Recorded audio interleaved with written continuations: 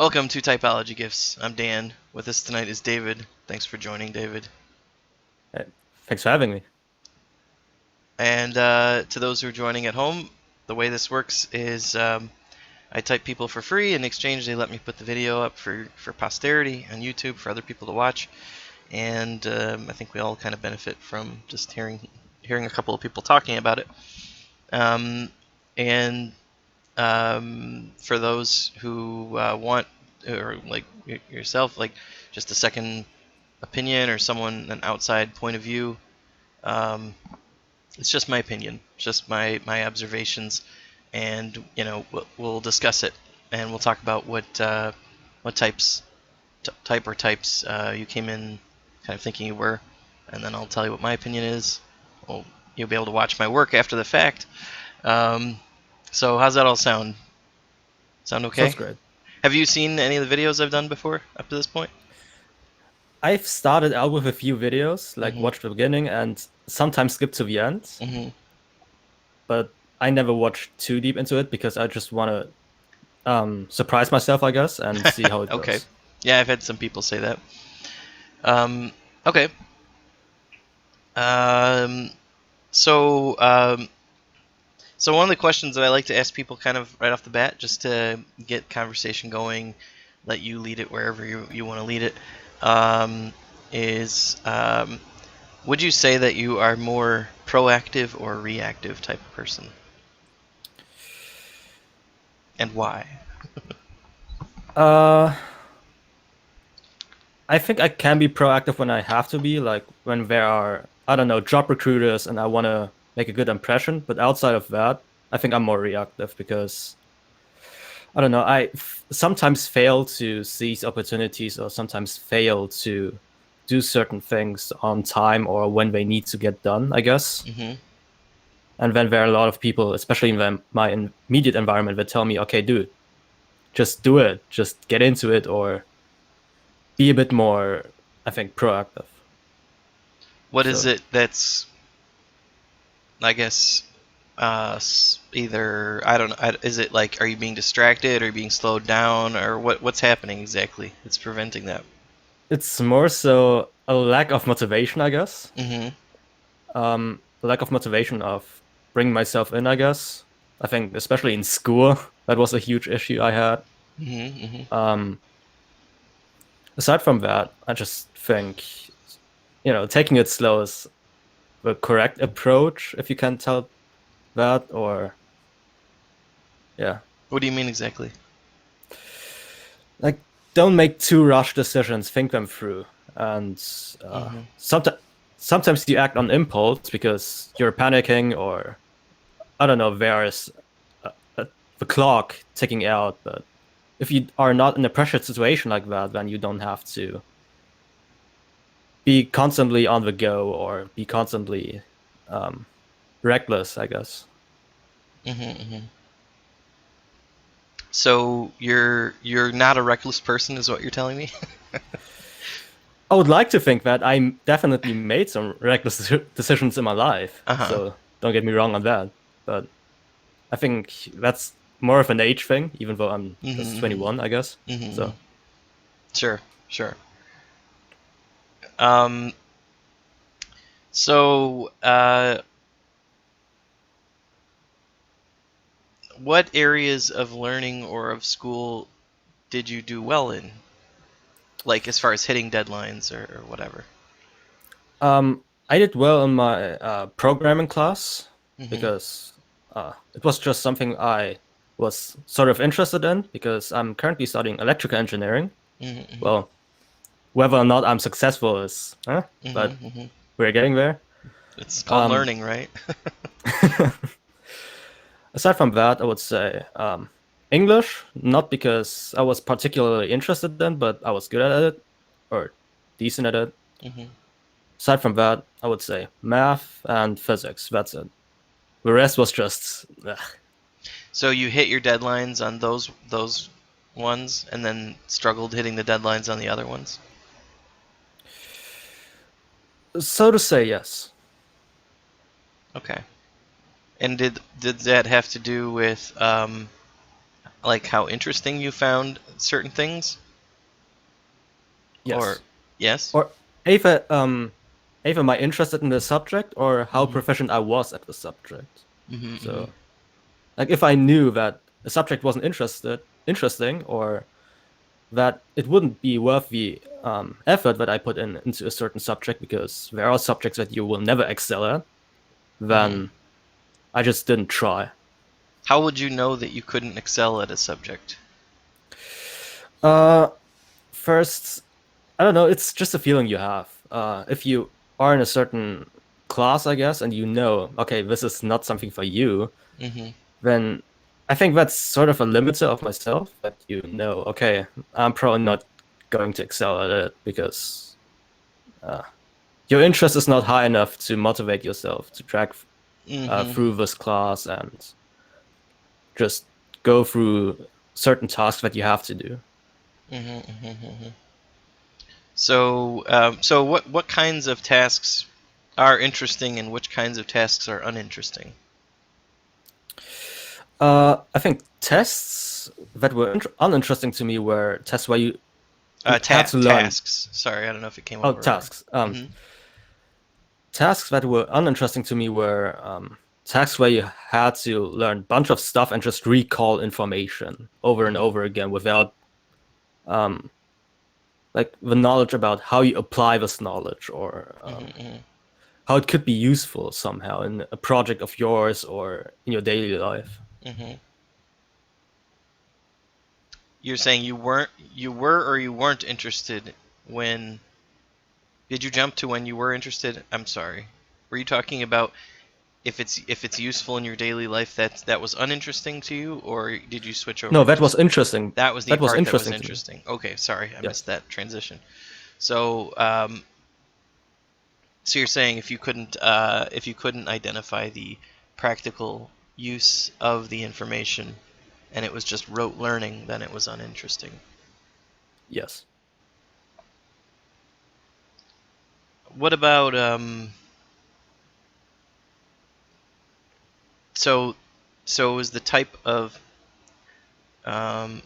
what about creativity? What's your experience with creativity, or what have you done, or what do you do? Well, I'm not very artistic, Mm-hmm. I guess.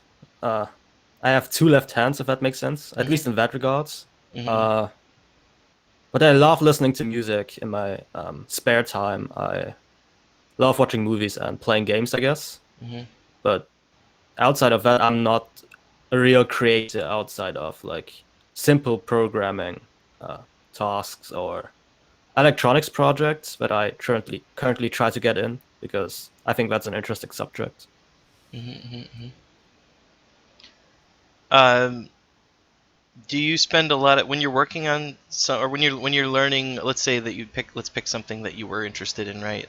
You mentioned programming. I guess that was something that you had an innate kind of interest in, right? Pursuing. Hmm. I mean, I'm just asking you that just to verify that. It sounds like that sounds like what you're saying, right? That was what motivated you. Um, and oh, what was I going to ask though? Uh,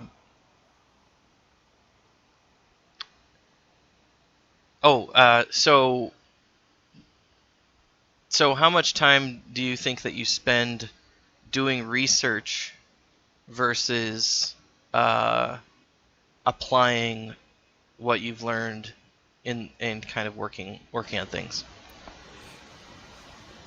I would say in the beginning it's always more research because you barely have any like background knowledge about the subject you're about to dive in. So Mm-hmm. in order to apply certain concepts, you need a certain foundation. So I think Mm-hmm. I try to grasp the foundations, Mm-hmm. try to implement them, and try to further get my understanding to a point where I can say, okay, I can move from that and I get to more advanced projects. It's more a learning by uh, like a trial by error approach, I guess, where you just see where it goes, and like when you implement a project successfully, you just go off of that.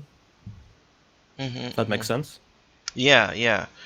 So is it more likely that you're trying to find your way as you go versus building a framework beforehand? Yes.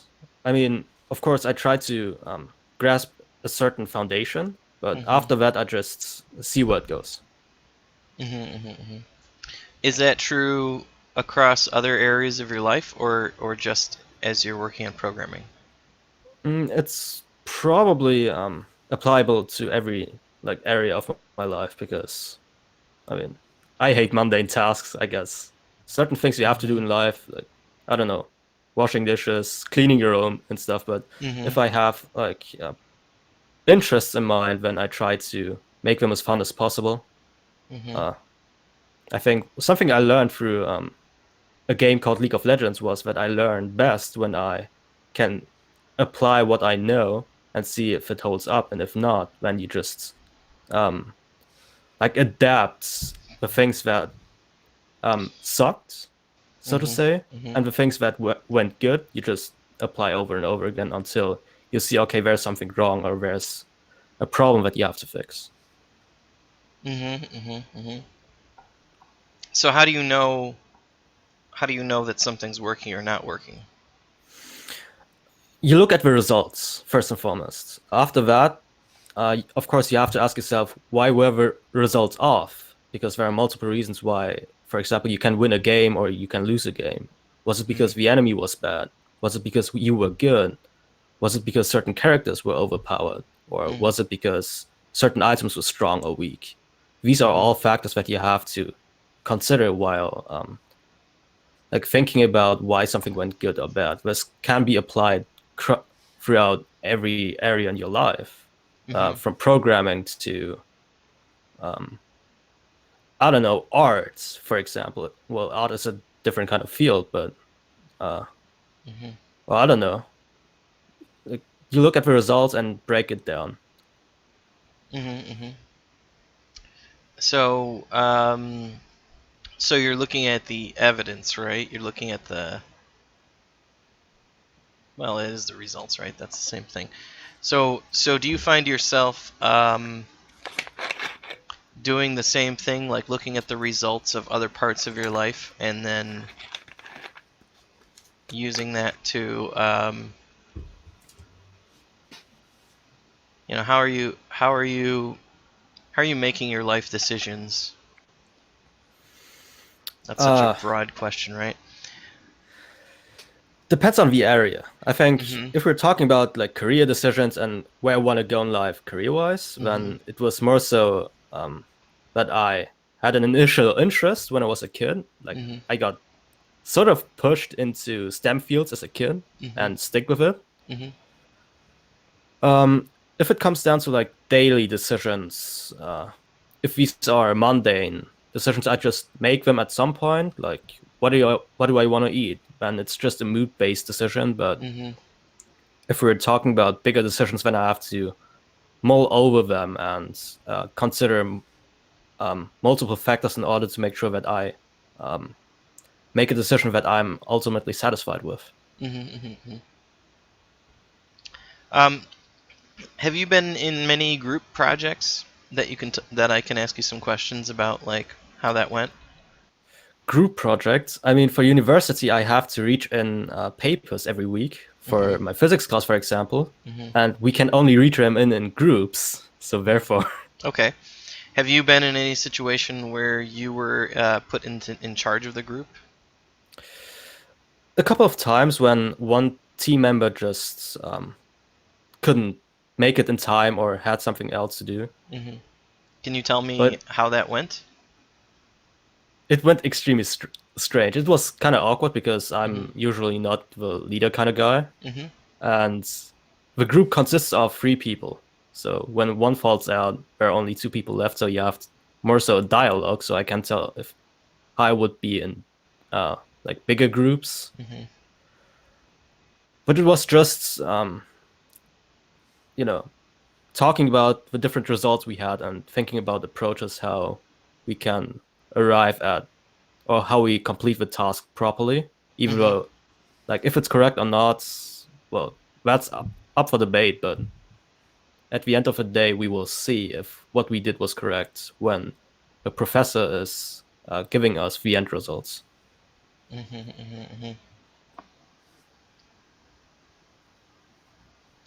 Um, when you're in a group setting, like in class or whatever, um, do you find yourself building a lot of relationships with the different people in the group, or do you keep a tighter circle? I try to be cordial, Mm-hmm. very friendly, or at least polite. Mm-hmm. Uh, but I won't necessarily become friends with them. Outside of that, it's just more so a, oh, I know this guy, but Mm-hmm. we're not necessarily best friends or shit like that. Mm-hmm. So, do you find yourself gravitating towards isolation? Yes, I mean, Yeah. especially nowadays. But Well, sure, but I mean, like, some people take to it really well, some people don't, you know. I think even before the pandemic hit, I was more of a loner. Like I Mm-hmm. wasn't unpopular, but Right. when I had when I had to make the decision between sacrificing time with friends or wasting my time in my room playing League or doing Mm-hmm. whatever, Mm-hmm. and I chose the latter. Okay. So whenever you're in kind of let's just take even League of Legends, like, or really any competitive game, um, do you find yourself constantly wanting to have outs, like constantly wanting to have when I say outs, I mean like uh, I don't know how much you know about MBTI, but I don't know if I'm going to give away what I'm thinking about and trying to ask you questions about. But I guess the way I would say it is some people struggle committing to certain options because they want to keep their options open. You know, I mean they don't want Hmm.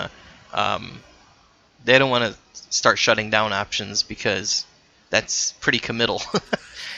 And then there's other people who are just very committal, you know, and they really want to shut down lots of options because too many options is too much to be thinking That about at sounds any given like point.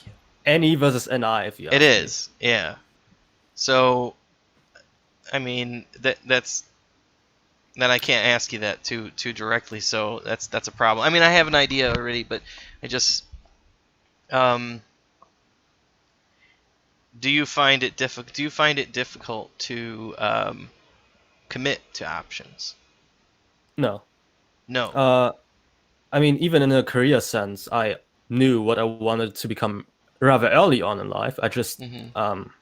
like adapted the picture of like my end goal a bit, uh, depending on how much experience I had and you know knowledge I had in general. Mhm. But especially if I have, especially if I did my research on a certain topic, then I don't have a Mm. problem with shutting down options, depending on how realistic they are or depending on what is needed in the moment.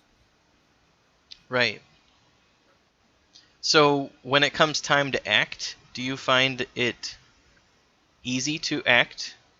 When I say act, I mean like take action, kind of, you know. Yeah. Uh,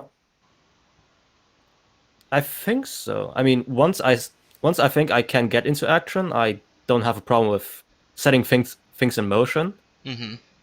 I think if I'm not sure about what I'm about to do, or if I didn't thought about it, then I have more problems. But of course, every individual can improvise on the moment to some extent. So Right, right. What about physical activity? How skilled are you, I guess, naturally at things that require a lot of physical ability, I guess? uh, if we're talking about like athletic skills, I would say probably average in terms of natural talents. Mhm. But when it comes down to um, like actual skill, Mhm. due to which is a combination of talent, effort, and knowledge, then I would Mhm. say I'm subpar because I mean Mhm. I don't go out, I don't exercise. I, I'm a stick man, okay? So What about Um, when's the last time you went out and stopped and smelled the roses? Let me ask you that question. we don't have roses in our environments. You don't have an environment? I live in the city, so Oh, okay. So there's no park or anything that's near you where you can look at trees and well, stuff? well, yes, there is, but I don't go out in order to sit at a park bench or stuff like that. Okay, so Uh, you would never just sit at a park bench and just sit there and soak up the ambiance? I wouldn't say never, but Uh-huh. But that's not your tendency. it's not my tendency. Got it. Um, what about what kinds of things are you good at remembering and what kinds of things are you not good at remembering? I remember mistakes very well. Yeah. Uh, Why is aside that? from Why do that, you remember mistakes really well? uh, well, not every mistake, but Sure. very crucial mistakes. Mm-hmm. Because well, can I say that without you getting demonetized for that? Are you even monetized? I don't I'm know, not. I but don't. I mean, I don't know if I'm not making. I don't make money from the channel. I run a website that I get affiliate. oh, It's okay. an So, Amazon gift recommendation website, so it's free to use. But if you use it, then I get a little kickback. I don't oh, make money on perfect. this. I break even. This channel pays for itself. That's it. So I can swear Yeah, on you this can video. swear. It's Okay. fine. I don't care. Well, Kids, he's gonna what was the swear. question again? What was the Uh, question again? oh, I don't even remember, dude. What were we talking about? I think the last question. Oh yeah, mistakes. Mistakes. You said you remember your mistakes. Um, because I know when I do these mistakes over and over again, I will Mm. eventually, I don't know, go down in history as a failure, I guess. Aside from that, I think, or more so, I feel that certain mistakes are extremely crushing, if that makes sense. Hmm. Like, I don't know, failing an internship, for example, or Hmm. a breakup or whatever. Hmm. You feels kind of shitty to be in a situation like that, so you don't want to repeat that, or at least Right. try to make sure that you learn from it in some way, so Right. you can navigate through certain situations like that in the future better. Um, how well do you uh let me try to I'm gonna switch over. We're gonna talk about feelings a little bit. Okay. If you don't mind. Um, what's your relationship with feelings? Are Kind of you strange, confused by actually. your feelings? Do you understand your feelings? Are you confused by other people's feelings? Do you understand other people's feelings? How well do you know your own Um, feelings and other people's feelings? okay, let's break it down a little, Yeah, okay? yeah. I think my own feelings are sometimes confusing, and Mhm. but I usually understand them rather well, Mhm. even though sometimes I am in denial of them. Mhm. Uh, I think when I was a bit younger, I tried to like completely suppress them, but that didn't Mhm. work out. Mhm. Obviously, that's not healthy. Right. So I think as I grew older, I sound like a grandpa right now, but I'm only 21. uh, I just came to terms with them and tried to make the best out of them, but also use them as like a warning sign when I know something's going wrong, or I'm just explore certain feelings sometimes Mhm. through movies or music. But Mhm. Mhm. aside from that, they're just there. Um, Mhm. but nothing more, nothing less. If we're talking about feelings of other people, Mhm. I can sort of sense them, but I mostly don't care. It's not interesting enough, right? Well, I try to be like comforting when someone's extremely upset, like one of Yeah. my friends or a family member of mine. Mhm. But uh, if someone is too touchy and Mhm. too wishy-washy, it gets on my nerves very quickly. Mhm. Well, Mhm. partly because I used to be the same way, or at least I thought of myself the same way. So Mhm.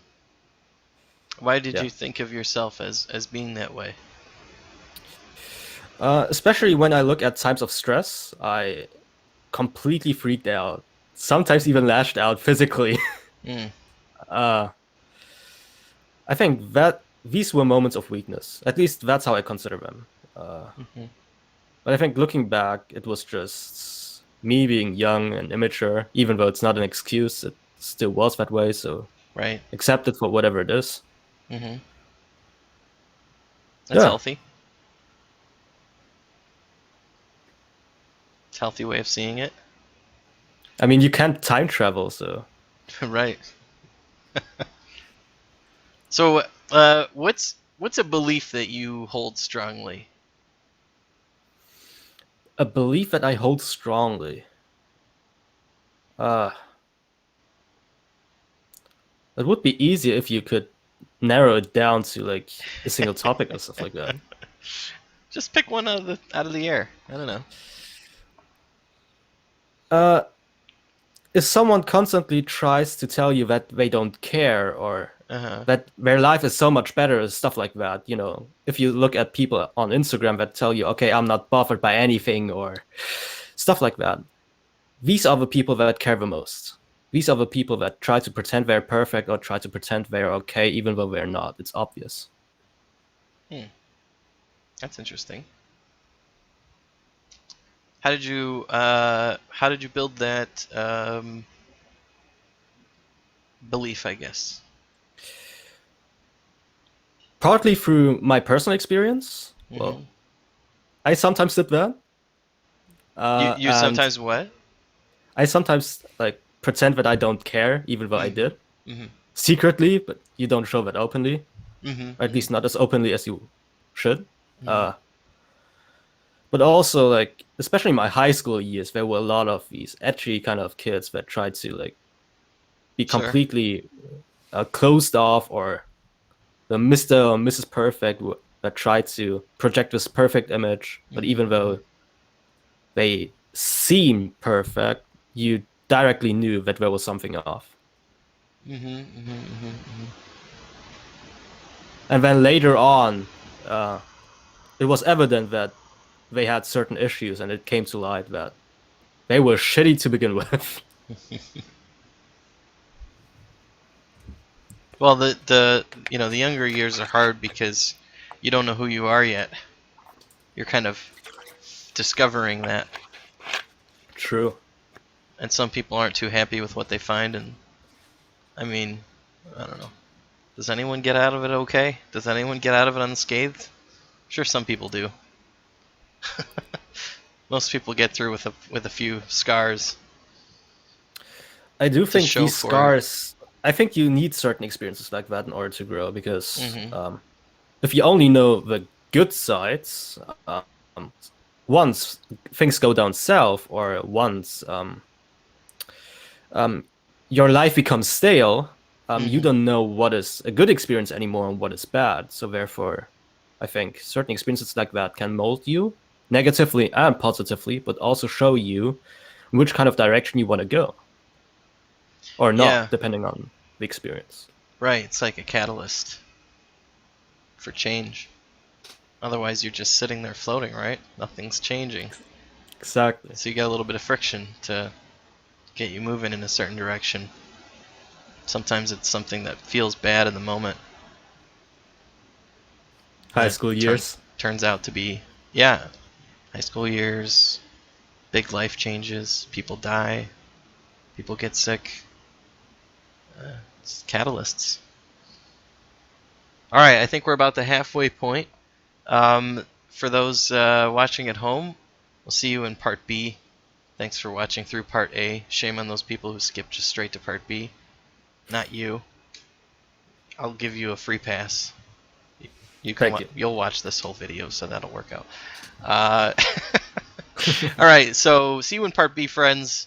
Thanks for joining. It's been a good conversation so far. What do you think, David? Been going all right so far? It's going all right so far. Good. Just checking in. All right, stop in the video and see you in part B, friends.